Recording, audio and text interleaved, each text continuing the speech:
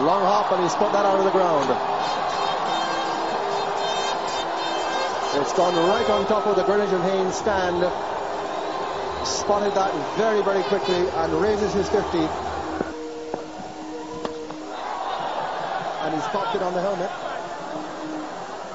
Ducking, which is what I'm sure a lot of people have advised him to do rather than trying to jump and play the ball down.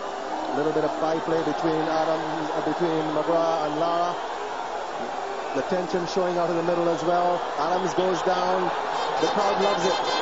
It was a very tense time. There's no two ways about it. And it was just edge of the seat stuff. It basically just swung all day. Partnership here, a wicket. Partnership there, a couple wickets. But the common factor throughout was Brian's innings. And he's pulled it away for four. Doesn't the crowd enjoy that? As well, a bit of background to that was that he was under extreme pressure because of what had happened in South Africa, where we lost 5-0. So he'd come back home to a lot of outside pressure. You could not want it better.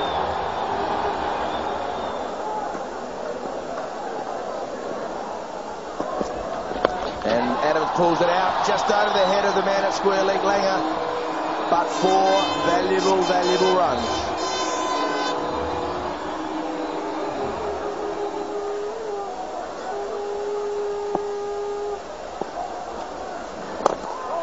That's his 100. Brian Lara hits it over the top.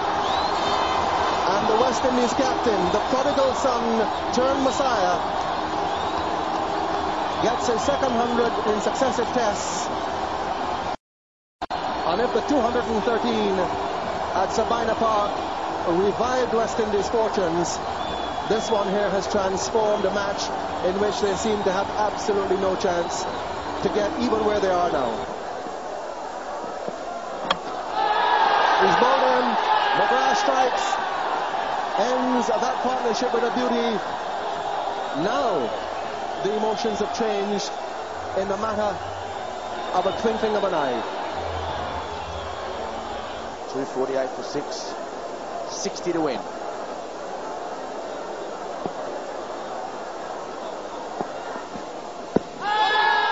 Big shout from the Australians, and he's given in. Ridley Jacobs been adjudged LBW. The Australians celebrate all around the ground. It's one of those where he's going across to the ball, and that's where he's hit. And that's where he finished up. What a blow for the Australians. Another shot for LBW, and again, number 6. McGrath has got another breakthrough. Yes! Wild scenes from the Australians. Perry out first ball. Brian Lara, the non-strikers end.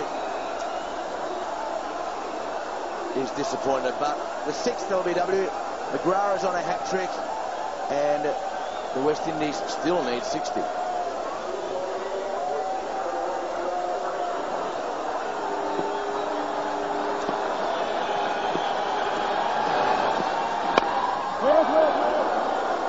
Survives the hat-trick ball.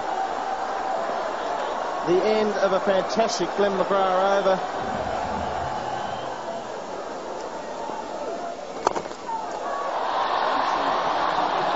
That'll be 4.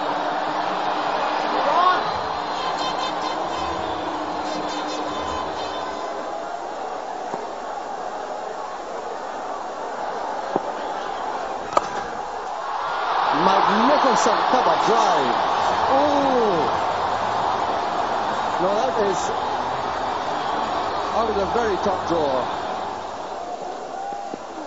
Short and in the air, through the gap, 4 runs. He thought about letting it go, and he hit it waist high, 2 metres from a fieldman, and the target to win is just 13. In the air, dropped. Healy's dropped it into his left hand and out. Lara tried to glide it past first slip. Gillespie did the work, and Healy let him down.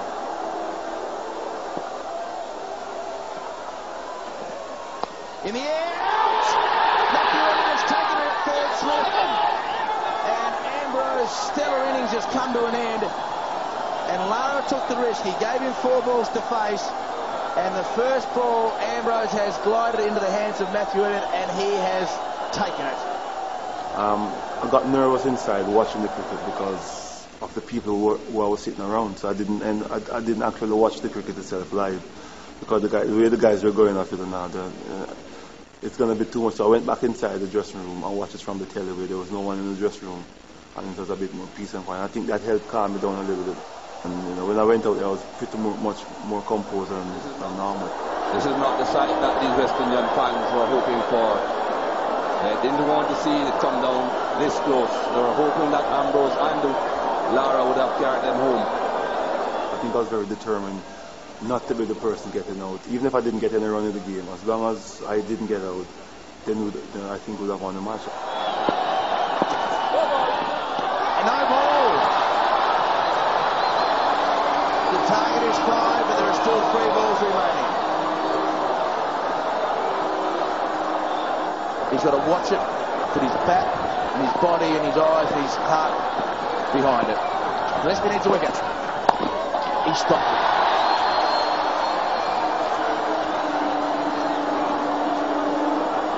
Brian Lara will be at the other end, anxious for the end of this over. Gillespie has this one and one more, the opportunity to bowl out the West Indies. He stopped it somehow. That is stopping the Yorker dead. The bouncer, then the Yorker. I'm sure Courtney Walsh must have thought this is the possibility. Probably you don't need the mid-wicket, but he's got him there. He stopped it. He stopped it, and Lara will be on strike, and the West Indies need 5 to win. Courtney Walsh came in at the dismissal of Ambrose, and the crowd are applauding every time that Ambrose and Walsh stop the ball. McGrath comes on. Sir Garfield Sobers. Colin Croft behind him. Sobers can't watch.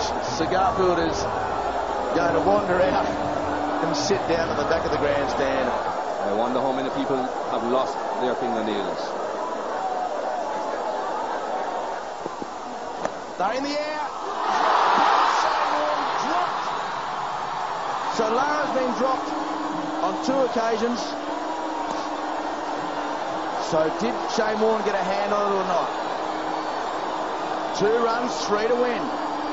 I think this just evaded Shane Warne in the slip cordon. Pickish edge. There he goes. Got nowhere near it, Shane Warne. Just evading him. Wide delivery. Will the umpire call it? He has. The umpire has called a wide with just 3 runs to win.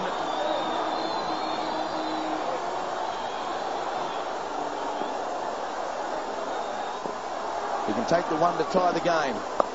He slaps it away. He slaps it. Will he come back for 2? No, he can't. Yes, he can. No, he won't. Scores are level.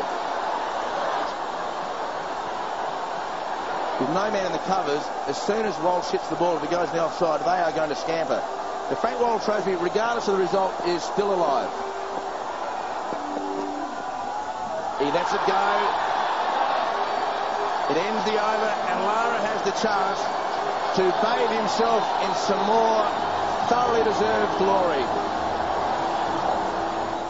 Scores level. 3 slips, 2 gullies, a leg slip. Finally he's up in the leg slip position. Short mid-wicket, short cover.